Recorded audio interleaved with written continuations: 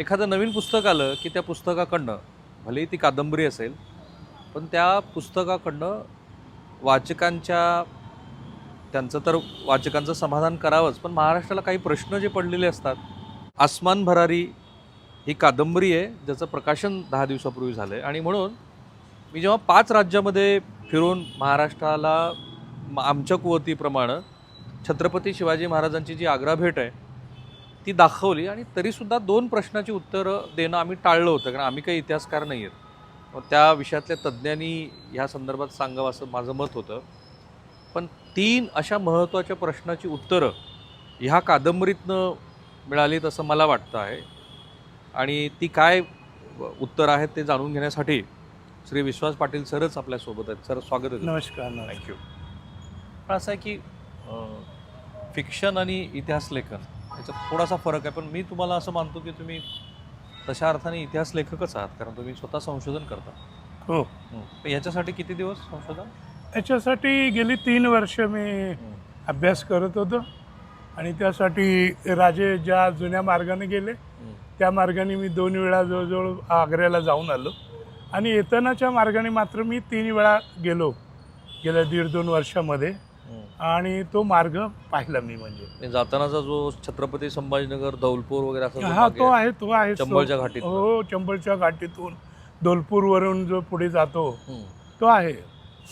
पण येतानाचा मार्ग जो आहे तो राजे आग्र्याहून सटकले आणि मग ते प्रयागला आले, आणि प्रयागवरनं बघेलखंड बुंदेलखंड करत यमुनेचं जे उगमस्थान आहे अमरकंटक तीर्थक्षेत्र, या अमरकंटकला ते जाऊन पोचलेले होते.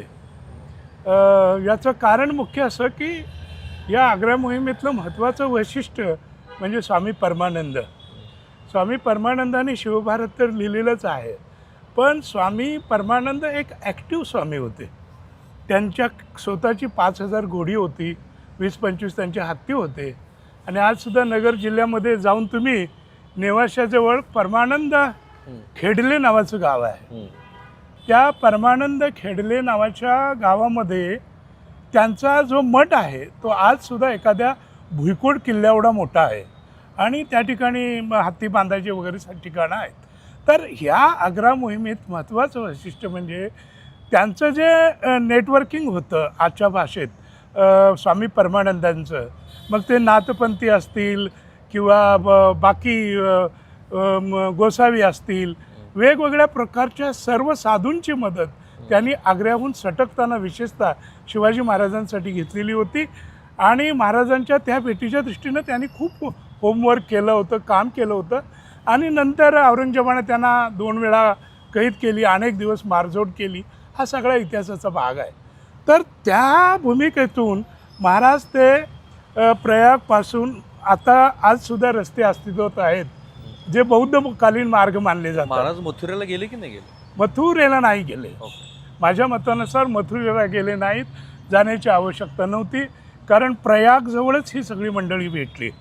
म्हणजे जे 2-3 तुमच्या संशोधनातनं आणि ज्या कादंबरीतनं आलेली पहिली मांडणी की महाराज मथुरेला गेलेच नाहीत. 2 गोष्टी, ना शंभूराजे गेले ना शंभूराजे गेले, कारण उलट्या बाजूने जाऊन परक्याच्या अधिक अंतर्गत भागामध्ये जाऊन फसण्याचं काहीच कारण नव्हतं, म्हणून ते इकडं आले. आणि त्याच्यामध्ये त्रिमल बंधूबरोबर जो एक प्रयाग काशीचा ब्राह्मण होता त्याचंही नाव इतिहासात आहे. महाराजांनी त्यांना बरोबर आणण्याचा प्रयत्न केलेला आहे, पण तिथल्या कथा, लोककथा याच्यातून आणि माझ्या संशोधनातून माझ्या असं लक्षात आलं की शंभूराजे कमालीचे आजारी पडले, आणि त्या आजारी अवस्थेत त्यांना नेणं शक्य नव्हतं, म्हणून त्रिमल बंधूंच्या ताब्यात दिलं आणि ते त्यांना घेऊन मथुरेला गेले आणि महाराज इकडे आले. महाराज गेले नाहीत, महाराज गेले नाहीत. शंभूराजे सुद्धा काही दिवसानंतर गेले. काही दिवसानंतर गेले. जी इतिहासकालीन मान्यता आहे त्याला तुमचं असं मत आहे की हा पहिलाच छेद आहे? हो, पहिला छेद आहे. ओके, पण मग पहिला प्रश्न असा विचारतील की ह्याला पुरावा काय? पुरावे आता त्याच्यामध्ये मी दिलेले आहेत ना, शेवटी जी फुटनोट दिलेली आहे त्याच्यामध्ये नावं वगैरे दिलेली आहेत, आणि इतिहासानं सुद्धा हा प्रश्न विचारलेला आहे किंवा उत्तर दिलेलं आहे की औरंगजेबाने त्या 12 मे ते 17 ऑगस्टच्या दरम्यान शिवाजी महाराजांना ठार मारायचे 5 वेळा आदेश दिले होते. बिकानेरच्या ते या ना त्या कारणानं ते झालं नाही. पण त्याच दरम्यान औरंगजेबाने असा विचार मांडलेला होता की जर तुम्हाला जायचंच असेल तर उद्या कशाला जाता, आज संध्याकाळी निघा तुम्ही महाराष्ट्रामध्ये, फक्त संभाला तेवढं माझ्याकडे ठेवा, ओलीस ते ठेवा. ओलीस ठेवा. ते शक्य नव्हतं.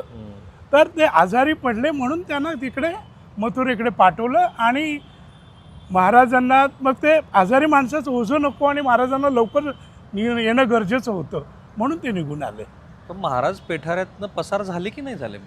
तेव्हा माझ्या मतानुसार नाही, बिलकुल नाही. पण पेटाऱ्यातून नाही आहे. मग काय रामसिंहांनी मदत केली?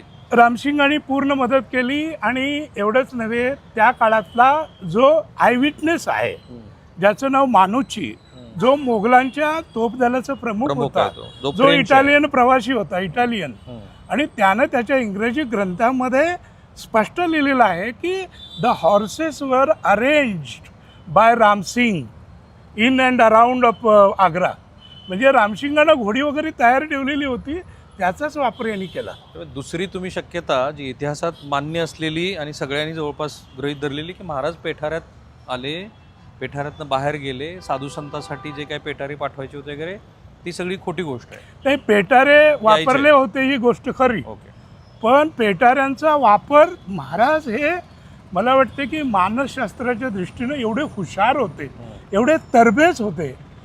दुसरं एक मला तिथं कथा अशी ऐकायला मिळाली आग्रा परिसरामध्ये अनेक दिवस राहिल्यावर की चिडियाखाना नावाचा त्यांचा एक मोठा तिथे प्राणी संग्रहालय होतं आणि जहांगीरच्या काळातच 2-4 हजार हरणं त्या परिसरामध्ये होती त्यांच्या चिडियाखान्यामध्ये.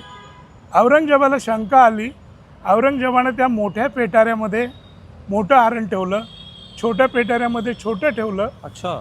आणि जेवढा प्रवास त्या पेटाऱ्यातून केलेला होता असं सांगण्यात आलं की या ठिकाणी पेटारा टाकला, तिथपर्यंत ती हरणं नेली. ते मोठं हरण मृत्युमुखी पडलं, छोटं बेहोश झालं. आणि औरंगजेबानं विचारलेला प्रश्न असा आहे की शिवाजी एक कर्तव्यदक्ष राजा होता, त्यामुळं आपल्या मुलाचा प्राण पेटाऱ्यात ठेवून धोका पत्करायचं कारण काय? कारण मी संभाला कधी अटकच केली नव्हती. 17 तारखेला सुद्धा सकाळी तो माझ्या दरबारामध्ये होता आणि त्याला पळवून न्यायचं असतं तर शिवाजींनी सांगितलं असतं राजांनी की नदीच्या पार पल्याट जाऊन लप म्हणून. त्यामुळे शंभूसाठी पेटारा वापरायची गरजच नाही. महाराज तिथून निसटल्यानंतर तुम्ही असं म्हणता की औरंगजेबाने चाचणी घेतली, एक छोटं हरिण आणि एक मोठं हरिण पेठाऱ्यात ठेवलं. पेटाऱ्यात ही लोककथा आहे का त्याला पुरावे आहेत? नाही, याला डायरेक्ट पुरावा नाही, पण तिथली लोककथा आहे. पण पेटारे वापरले होते ही गोष्ट खरी. आणि त्याला माझं कन्क्लुजन असं आहे की औरंगजेब म्हणतो की महाराष्ट्राचा माझ्या एवढा अभ्यास दुसरा कुणाचा नाही. कारण डेक्कनचा तो सुभेदार नाही, डेक्कनचा सुभेदार होता. त्यापेक्षा त्याच्या वडिलाला ज्या वेळेला हद्दपार केलं होतं त्यावेळेला 4 ते 5 वर्ष लहान असताना तो जुन्नर गावी राहिलेला होता. आणि त्यामुळं तो म्हणतो की महाराष्ट्रातली माणसं नव्हे, भूतखेतं सुद्धा मला परिचयाची आहे. आणि शिवाजींनी तुम्हाला सगळ्यांना मूर्ख बनवलं, पेटारे दाखवले आणि तुम्ही पेटारे पेटारे पेटारे म्हणून पेटाऱ्याकडेच पाहत राहिला आणि तो दुसऱ्या मार्गाने निघून गेला. ही शिवाजी राजांनी एक प्रकारे तुमच्यावर बाणामती केली. आणि तो असा रेफरन्स वापरतो की 4-5 वर्षापूर्वी आमचे मामाजी होते, त्यांच्या उंगल्या काटल्या शिवाजीराजांनी आणि त्यावेळेला कात्रच्या शाहिस्तेखानाच्या आणि कात्रच्या घाटामध्ये बैलांच्या शिंगाला पोत बांधले आणि बैलं पळवली. आमचं मूर्ख सैन्य 5-10 हजाराचं त्याच्या पाठोपाठ पळालं, कारण त्यांना वाटलं मुघल पळत आहेत. तर याचा अर्थ असा आहे की या हुशार शिवाजीराजानं मामासाठी बैल वापरले आणि भाच्यासाठी पेटारे वापरले. आम्ही 5 राज्यामध्ये जेव्हा आग्रा भेटीचं संशोधन करून महाराष्ट्रासमोर एक तर पुरंदरचा दस्त महाराष्ट्राला पहिल्यांदा आम्ही दाखवला, तो 2 फूट बाय 30 फूट लांबीचा जो आहे तो. मी सरांना प्रतिवाद यासाठी करणार नाही आहे, एकतर त्यांनी कादंबरीच्या माध्यमातून 3 वर्ष संशोधन करून ते महाराष्ट्रासमोर मांडले. जे या विषयातले तज्ज्ञ आहेत त्यांनी याच्यावरती त्यांची मतं सांगावी. पण मिर्झा राजे जयसिंह हा जो 7,000 मनसबदारी आहे त्याचा मुलगा आहे रामसिंह. त्याची भूमिका इथे मला जास्त स्पष्ट करायची आणि मग सर त्याच्याबद्दल सांगतील. तर ह्या रामसिंहानं छत्रपती शिवाजी महाराज आग्र्यामध्ये आल्यानंतर त्यांच्या संरक्षणाची पूर्ण जबाबदारी घेतली आणि स्वतःच्या प्राणाचं बलिदान देऊन ती पार पाडली. सो आता तुम्ही जेव्हा असं म्हणताय की ते पेटाऱ्यातनं गेले नाहीत, ह्याचा अर्थ रामसिंहांनी मदत केली. रामसिंहांनी मदत केली हां. याचं मी म्हणत नाही, औरंगजेबाचं सुद्धा म्हणणं आहे. त्यांनी अनेक ठिकाणी लिहून ठेवलेलं आहे की या रामसिंगमुळेच मी फसलो. त्यांनी लिहिलेलं आहे, मानुचींनी लिहिलेलं आहे आणि अनेकांचा इवन औरंगजेबाचे जे 4-5 मोठे इतिहासकार आहेत, भीमसेन सक्सेना, कॉफी खान वगैरे, या सगळ्यांनी रामसिंगला जबाबदार धरलेला आहे. रामसिंग होता म्हणून शिवाजीराजे सटकले असं त्यांचं म्हणणं आहे. घडलंय काय मग? महाराज कसे निसटले? महाराज म्हणजे त्यांनी पेटारे वापरले आणि त्यांनी जो त्यांचा गौरवर्ण होता त्या गौरवर्णाचा उपयोग करून अरबी किंवा पारसी असा एक घोडेस्वार आहे किंवा घोड्याचा खरारा करणारा एक सेवक आहे असं दाखवून घोडा घेऊन सर्वांच्या समोर निघून गेले. सगळ्यांच्या समोर जे पहारेकरी होते त्यांच्या समोर. आणि मग दाढी मिशा काढली महाराजांनी? नाही, दाढी मिशा काढलेल्या होत्या. दाढी मिशा नंतर काढल्या असाव्यात कदाचित, पण सर्वांच्या समोरून गेले. आणि औरंगजेबानं अनेकदा हेच लिहिलेलं आहे की भोवती कमीत कमी 2000 पहारा असताना शिवाजी राजा गेला कसा, हेच त्याचं दुःख होतं. 2000 लोकांचा वेढा त्या महालाभोवती असताना हा गेलाच कसा, हे गेलंच कसे, हे कोडं औरंगजेबाला सुद्धा आहे. आणि म्हणून औरंगजेब ह्या कन्क्लुजनला आला की रामसिंग आणि त्याच्या लोकांनी फंदफितुरी केली आणि म्हणून आपलं नुकसान झालं. 3 प्रश्नांची उत्तर आतापर्यंत तुम्ही दिलीत. एक म्हणजे रामसिंहांनी मदत केली म्हणून महाराज निसटले, बरोबर. शिवाजी महाराज मथुरेला कधीच गेले नाहीत आणि 3 ते पेठाऱ्यातनं कधी निसटले नाही, बरोबर. हां, या तिन्ही प्रश्नांची उत्तरं ह्या कादंबरीमध्ये आहेत. ते बेस्ट सेलर लेखक आहेत, त्यामुळे त्यांच्या कादंबरीचं काही प्रमोशन करायचं कारण नाही, पण तरीसुद्धा ह्या मूलभूत प्रश्नांची उत्तरं ह्या कादंबरीत असल्यामुळं आणि 10 दिवसापूर्वी तिचं प्रकाशन झालेलं असल्यामुळं अध्यक्ष तर आहेतच साताऱ्यामध्ये, इथं आहेत स्टॉलवरती ही कादंबरी. हो आहे, येईल कदाचित. येईल. आणि मला एक सांगायचं की मी जे हे म्हणतो जे त्याचा साधार पुरावे काय आहेत त्याची 10-12 पानाची टिप्पण मी सेपरेट इथं दिलेली आहे. कादंबरी बरोबर दिलेली आणि आहे. बरेचसे आणि याच्यात फोटोग्राफ पण आहेत. फक्त त्यांनी एक केलं नाही. मी त्यांना म्हणालो मुलाखत सुरू व्हायच्या आधी, तुम्ही तो जिथून महाराज आले तो मॅप टाकायला पाहिजे. पुढच्या आवृत्तीत टाकू, नकाशा टाकू. ठीक आहे. तो हे कादंबरीतला महत्त्वाचा भाग. मग महाराज मथुरेत गेले नाहीत, मग आग्र्यातनं ते कुठे गेले पहिल्यांदा? आग्र्यानंतर ते पहिले प्रयागकडे गेले आणि प्रयागनंतर मग ते बदेल खंडाकडून अमरकंटकला गेले.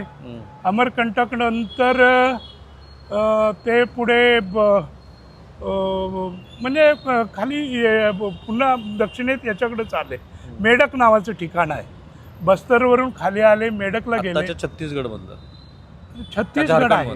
नाही, मेढक याच्याजवळ येतं, भागानगर जवळ येतं. फायनली ते मेढक जवळ गेले. म्हणजे झारखंडमध्ये पूर्वी ब्रिटिशांच्या काळात डाल्टनगंज नावाचं ठिकाण होतं, त्याला मेदिनी नगर म्हणतात. आणि पूर्वापार त्याचं सुंदर नाव आहे पलामू. या पलामूचा राजा होता, त्या पलामूच्या राजा मेदिनी राय याने शिवाजी महाराजांना मोठी मदत केली.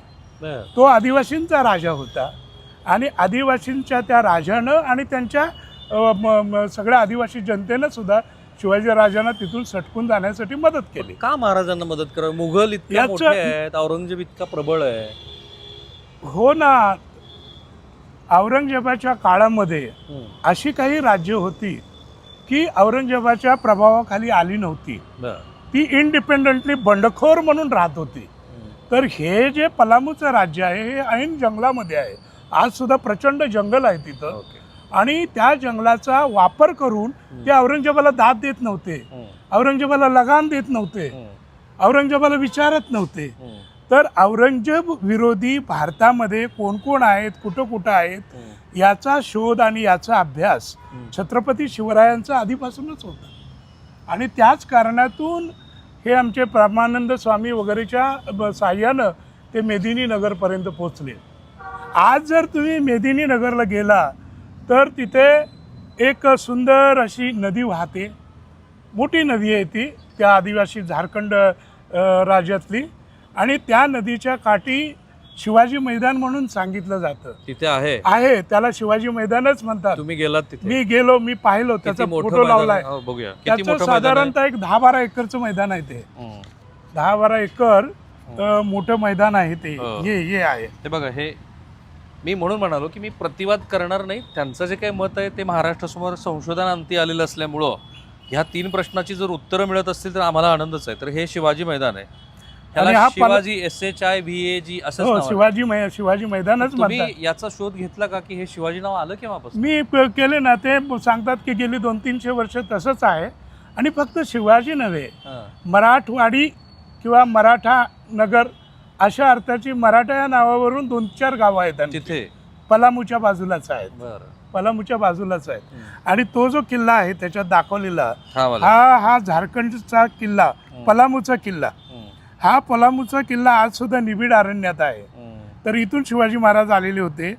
या पलामूच्या किल्ल्याचं वैशिष्ट्य असं की गेली 30-35 वर्ष तो नक्षलवाद्यांच्या ताब्यात होता, पलामूचा किल्ला. पण मग ह्याला पुन्हा तोच प्रश्न की याला ऐतिहासिक पुरावे काय? याला ऐतिहासिक पुरावे असा की जो दाऊद खान आहे, जो औरंगजेबाचा इतिहासकार आहे. नाही, दाऊद खान हा एक इंडिपेंडंट मोठा सरदार होता. बरं. आणि तो दाऊद खान हा शाहिस्ते खानाचा भाचा होता. बरं. आणि त्यामुळे शिवाजी राजा कदाचित त्या बाजूनं पळून गेले असतील महाराज, म्हणून औरंगजेबानं दाऊद खानला त्या एरियामध्ये पाठवलेलं होतं. आणि दाऊद खाननं पलामूवर त्यावेळेला हमला केलेला होता. आता याच्यामध्ये ॲक्च्युअल डॉक्युमेंट्स जरी मिळत नसले तरी औरंगजेबाचे जे 4-5 मोठे इतिहासकार आहेत ज्यांनी त्या काळाबद्दल 400-400, 500-500 पानं लिहून ठेवलेलं आहे, त्या सर्वांनी एकजात ह्या झारखंडच्या बाजूनच शिवाजी महाराज दक्षिणेत गेले असं लिहून ठेवलेलं आहे.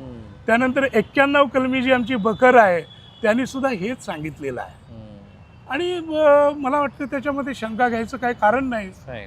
कारण असं की अदरवाईज एका बकरीमध्ये असा उल्लेख आहे की 2 लाख फौज शिवाजी महाराजांच्या शोधासाठी बाहेर पडलेली होती. त्याच्यामध्ये तथ्य आहे.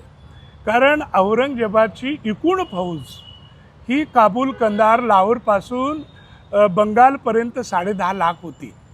आणि शिवाजी महाराज हे मोठं आव्हानच होतं त्याच्यासाठी. आणि त्यामुळे शिवाजी महाराजांना पकडण्यासाठी तो काही करू शकत होता. त्यामुळं जाणीवपूर्वक महाराजांनी अत्यंत हुशारीने असा रस्ता पकडला. मी या कादंबरीचा शेवट करताना असा केलेला आहे की जिजाऊ साहेब म्हणतात की अरे बाळराजे, आपण त्या 10.5 लाख शस्त्रसंभाराला गुंगारा देऊन दक्षिणेत आलातच कसे? त्यावेळेला महाराज म्हणतात की आऊसाहेब, मी दक्षिणेसाठी वापरलेला जो रस्ता होता, जो औरंगजेबाच्या आबूच्याही स्वप्नात येणार नाही, तो रस्ता मी पकडला म्हणून मी इथपर्यंत येऊ शकलो. ठीक आहे. पण माझी एक शंका आहे म्हणून की आम्ही जेव्हा ह्याच मार्गाने प्रवास करत आग्र्याला गेलो, दौलपूर चंबळच्या घाटीतनं, तर मला असंच वाटलं की ज्या दिवशी महाराज आग्र्यातनं निसटलेत त्याच्यानंतर औरंगजेबाला प्रत्यक्षात लक्षात यायला बराच काळ गेला. म्हणजे काहीतरी तास निघून गेलेले आहेत. ठीक आहे. त्यानंतरची फरमानं महाराष्ट्राला आम्ही दाखवली, जी बिकानेरच्या ह्याच्यात लिहिलीत त्याने की जिथं सापडतील तिथं. एक शक्यता किती आहे की ज्या रस्त्याने ते गेले धौलपूर वगैरे, त्याच रस्त्याने ते परत आले. कारण एक फरमान त्यांनी धौलपूरच्या एका भागातल्या तिथे असलेल्या सरदाराला, जो कोणी औरंगजेबासाठी काम करत होतं, त्याला दाखवलं. आणि आधी काही फरमानं महाराजांनी घेतली होती वेगवेगळ्या कारणासाठी. तर ही शक्यता नाही, ती शक्यता अजिबात नाही आहे. कारण त्या काळामध्ये ज्या आग्र्यापासून दक्षिणेपर्यंत ज्या ज्या नद्या होत्या त्या प्रत्येक नद्यावर पहारे होते. त्या प्रत्येक नदी क्रॉस करताना, नदी पार करताना एक दस्तक नावाचा परवाना लागायचा. आणि त्यामुळं एवढ्या लांब येऊन धोक्याच्या रेषेत जायचं त्यांना काही कारण नव्हतं. महाराजांनी तो धोका पत्करला नाही, कारण अनेक ठिकाणी त्यांची पाहणी झाली असती. आता जे तुम्ही सांगितलेला प्रसंग आहे, दस्तक घेतला नाही, त्याच गावामध्ये मी जाऊन आलो. ते धौलपूरच्या जवळचं गाव आहे.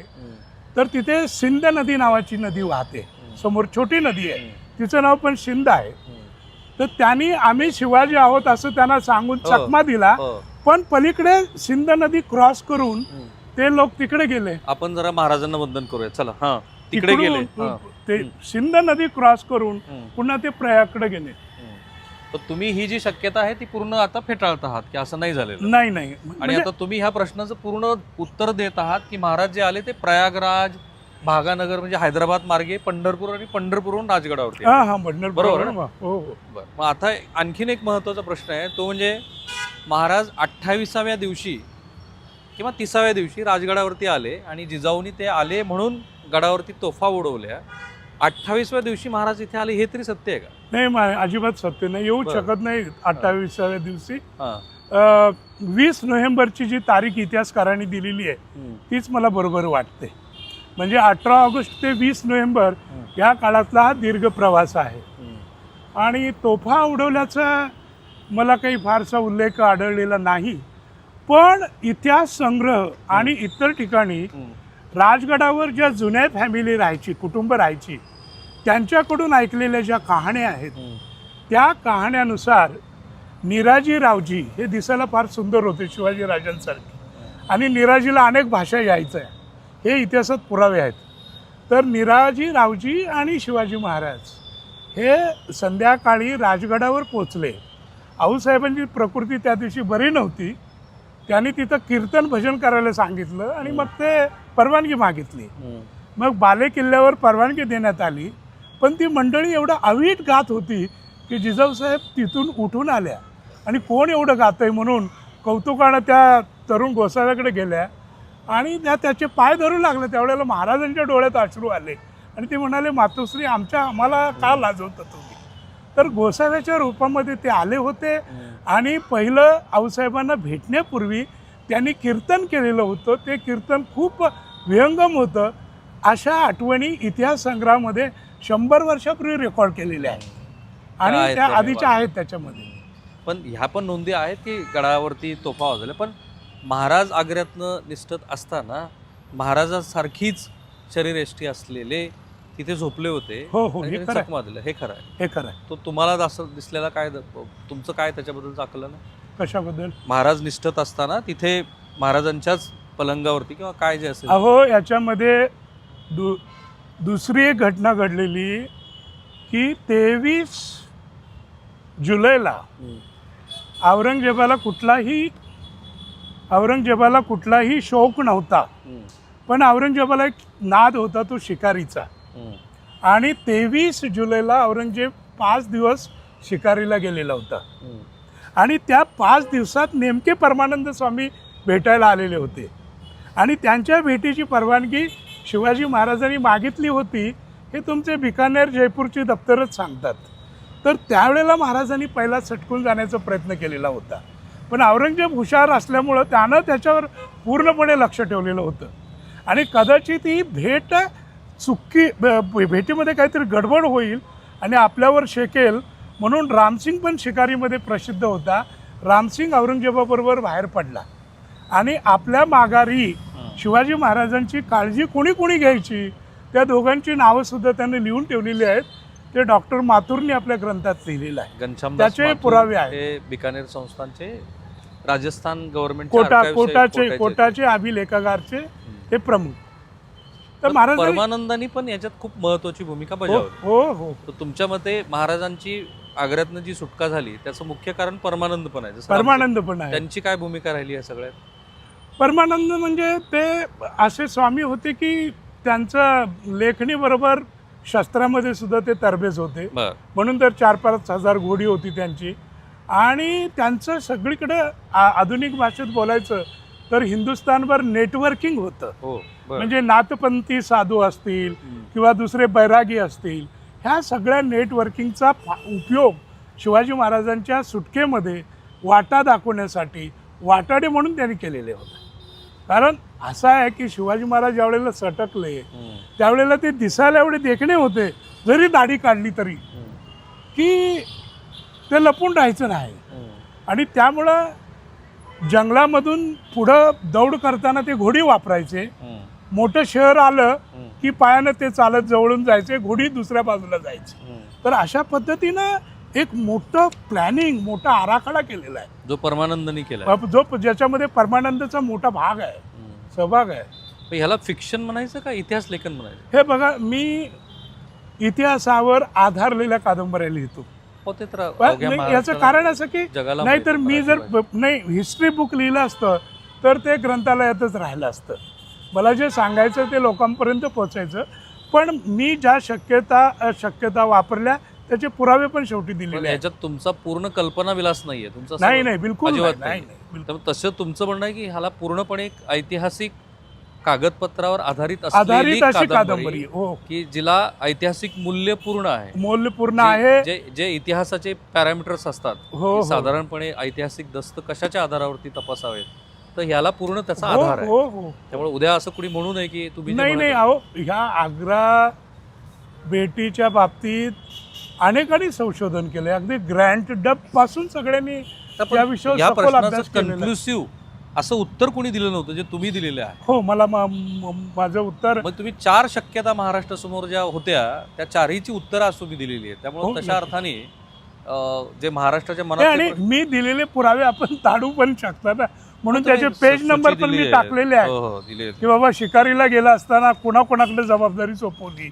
पत्राचा क्रमांक आहे, तारीख आहे आणि किती तारखेपासून किती तारखेपर्यंत हे जे गेले. मराठा गाव आहे तिथे किती गाव आहेत तशी मराठी? ती 2-3 गाव आहेत, छोटी गाव आहेत. तिथं काही मराठी भाषिक आहेत का? नाही मी आता नाही कोणी मराठी कारण बोलत. बंगळुरूच्या शेजारी पण तशी बरीच मराठा गाव आहेत पण ती तिथं शहाजी पण राजेंशी निगडीत आहे. 50-50, 60-60 गाव आहेत बेंगलोरकडे. तर पण ते सगळे त्यांचं आडनाव पवार जाधव असलं तरी मराठी कोणाला येत नाही. ते बहुतांशी कन्नडच बोलतात. सरांनी ही मुलाखत सुरू व्हायच्या आधी एका अतिशय वेगळ्या अशा व्यक्तिमत्वाबद्दल आमची चर्चा झाली. शिवाजी महाराज तिथे आहे, कारण मी पण 6-7 वर्षापूर्वी केलेला तो प्रकल्प होता, ती डॉक्युमेंटरी होती. त्यामुळे आता बरेचसे संदर्भ थोडेसे दुसरे आहेत.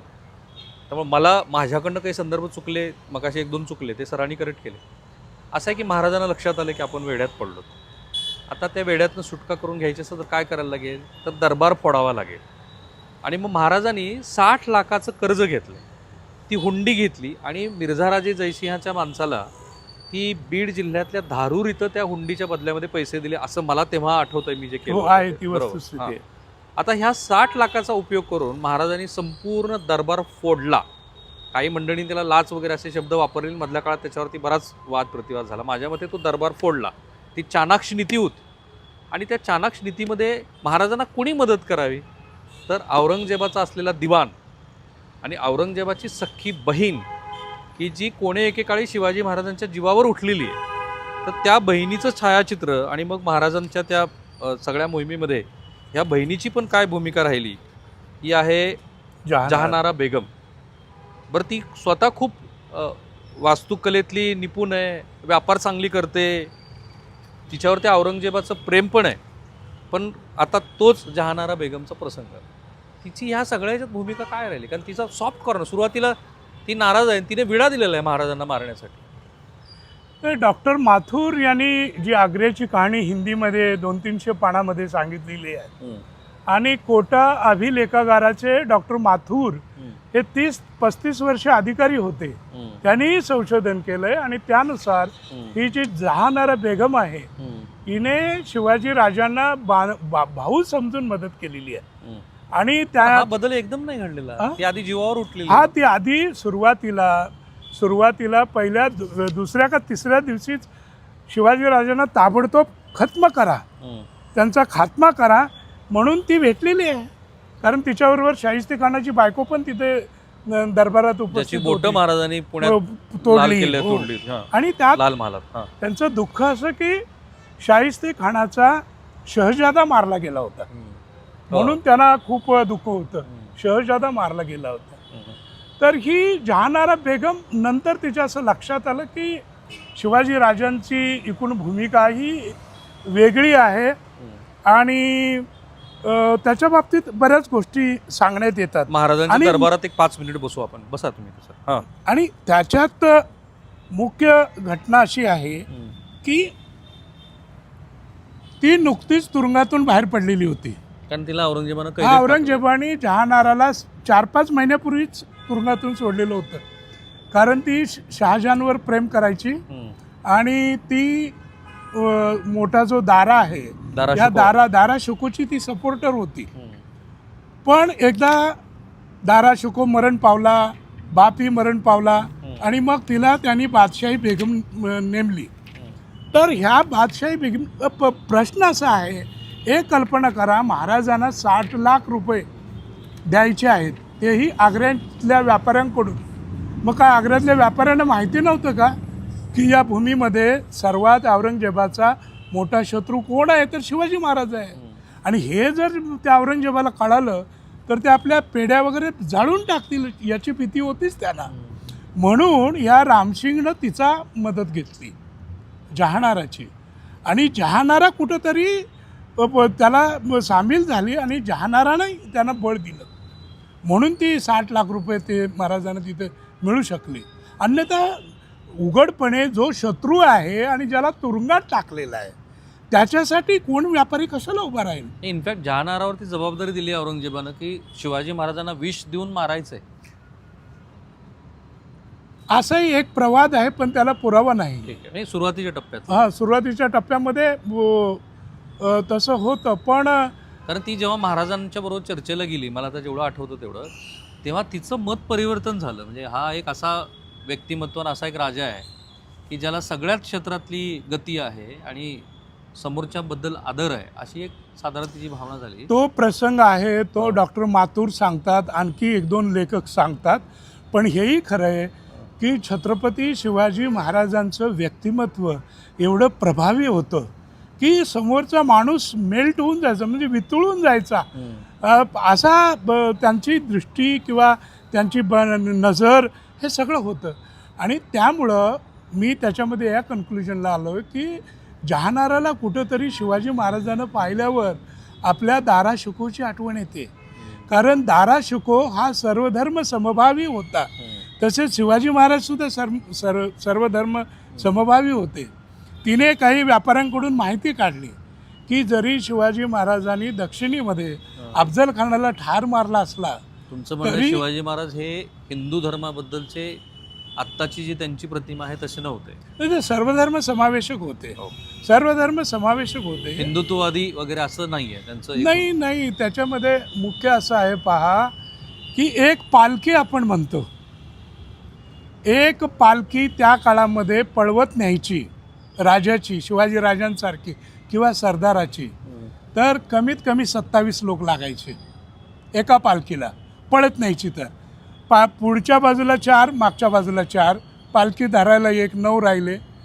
एक ते गट थाकला की मागचा गट पुन्हा पळत यायचा, पुन्हा मागचा गट पळत यायचा.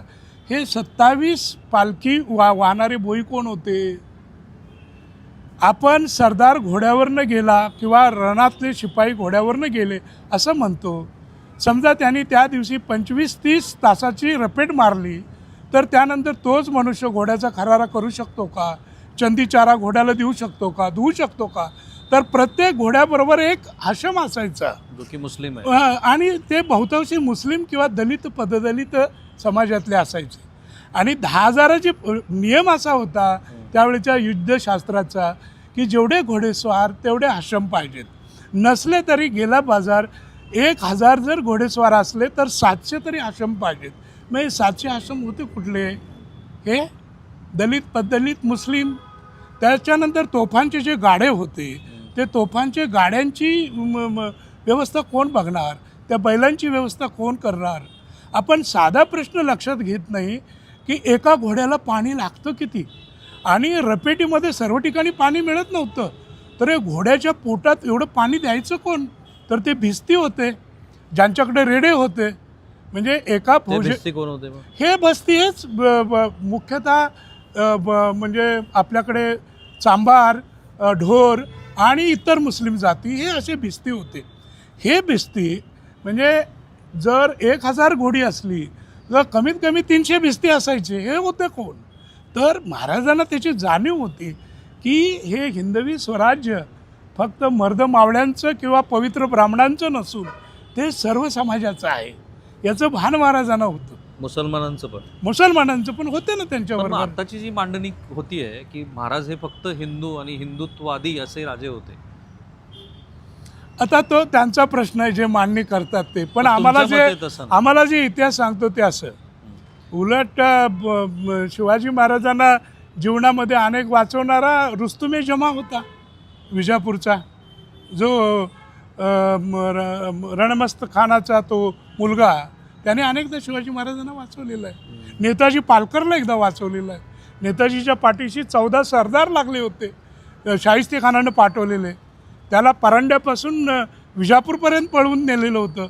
पण तो रुस्तुमे जमा आला आडवान म्हणाला मी बघतो, आणि त्यांनी ॲक्च्युली त्यांना पालखीत घालून महाराजांकडे पाठवून दिलेलं आहे. ते नेताजी पालकर. नेताजी महाराजांच्या बद्दल तुम्ही म्हणालात ते महाराजांच्या बाबतीत पुरावा आहे.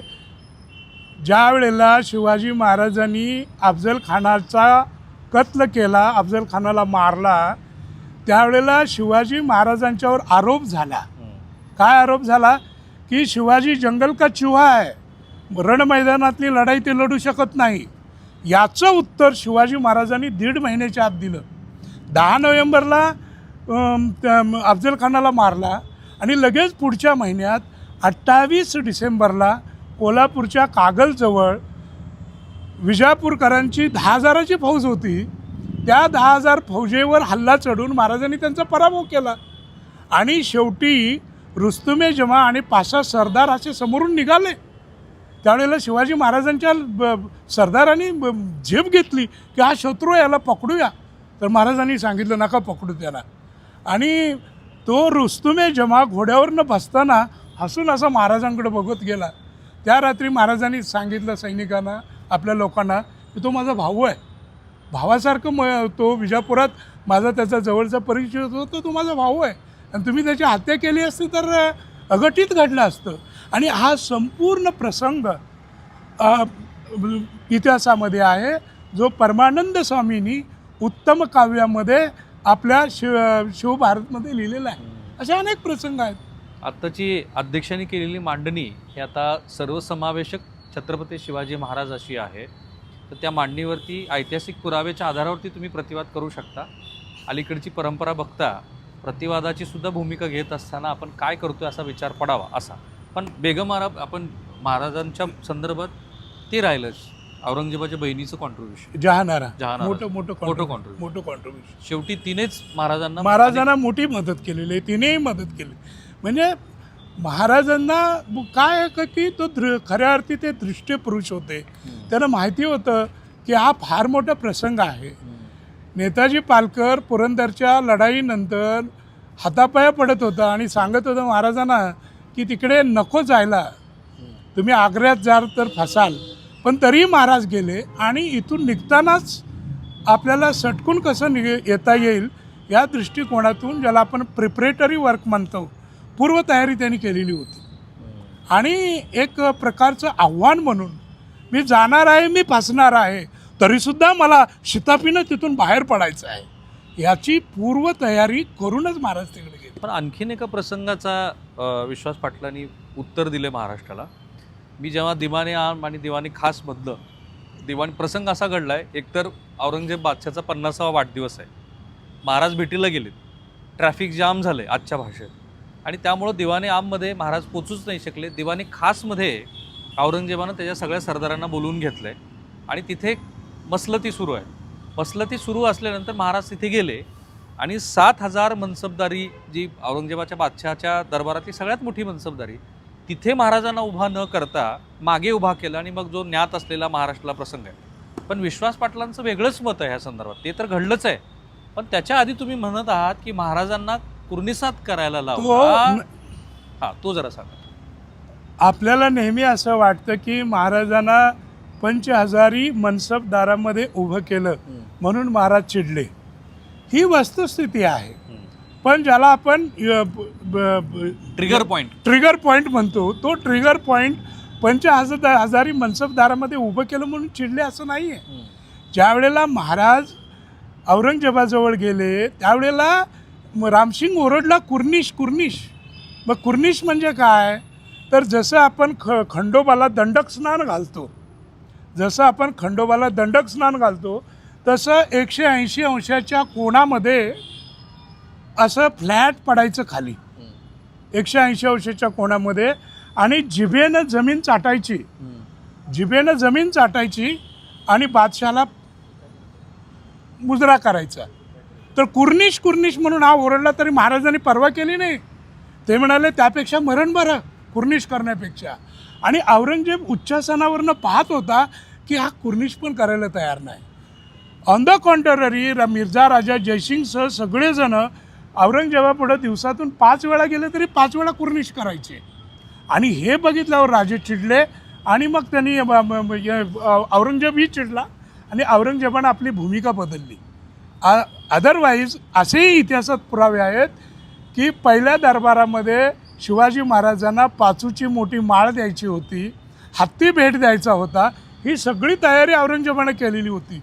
पण हा कुर्निशी करत नाही आणि एवढा अहम आहे शिवाजी राजामध्ये, स्वाभिमान आहे, हे बघितल्यावर औरंगजेब चिडला आणि त्यानं आपली भूमिका बदलली आणि पुढचा जो सगळा समारंभाचा कार्यक्रम होता तो सगळा कॅन्सल करून टाकला. अतिशय मूलभूत असं संशोधन ह्या पुस्तकात म्हणजे ह्या कादंबरीच्या निमित्ताने अखिल भारतीय मराठी साहित्य संमेलनाचे अध्यक्ष श्री विश्वास पाटील यांनी मांडला आहे महाराष्ट्रासमोर. माझी महाराष्ट्राला विनंती आहे, नेहमीप्रमाणे सरांच्या ह्या पुस्तकाला तुम्ही भरभरून प्रतिसाद द्यालच, पण ह्या संशोधनाबरोबर याची व्यापक चर्चा व्हायला आहे.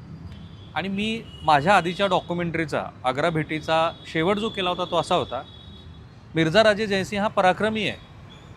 त्याला माहिती आहे की शिवाजी महाराजांच्या बरोबर म्हणजे औरंगजेबाला माहिती आहे की शिवाजी महाराजांना की जो इतके चतुर आहेत आणि ज्यांना पकडणं त्या काळामध्ये औरंगजेबाला अशक्य झालेलं आहे, तर मिर्झा राजेंना पाठवूनच आपण शिवाजी महाराजांना अडचणीत आणू शकतो. मिर्झा राजेंचा पराक्रम झाला आणि तो काय पुरंदरचा तह वगैरे. पण अशा मिर्झा राजेचा जो शेवट आहे तो काय आहे, तो शेवट जर तुम्हाला बघायचा असेल तर बुरहानपूरच्या जवळ मिर्झा राजेची जी छत्री आहे, समाधी आहे, तिथे जा आणि त्याबद्दलचं उत्तर शोधा. तो मी उत्तराचा भाग आधीच्या माझ्या डॉक्युमेंटरीमध्ये दिलेला आहे, ते मी विस्तृतपणे सांगत नाही. सर धन्यवाद, तुमचे खूप खूप आभार. धन्यवाद. आणि तुमच्या पुढच्या वर्षभराच्या, कारण मराठी साहित्य जगतात आणि मराठी अभिजात मराठी भाषेच्या संवर्धनासाठी तुम्ही जे काही काम कराल त्याबद्दल आम्हाला पूर्ण विश्वास आहे. धन्यवाद. खूप